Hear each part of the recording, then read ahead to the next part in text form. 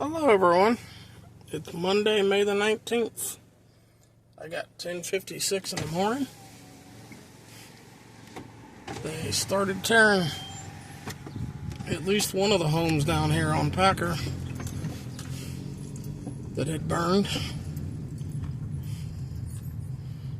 See if we can see it and see how far along they are.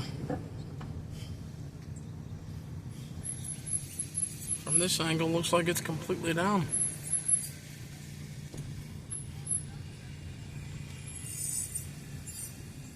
Yeah, it's down.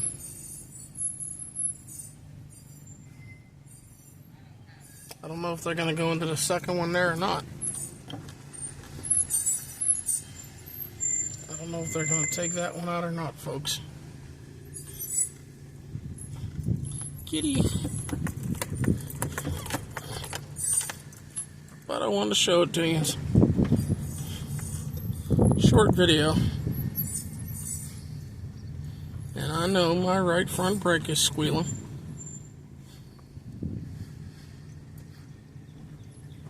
It goes in for inspection shortly, so that's what I'm going to get them put on.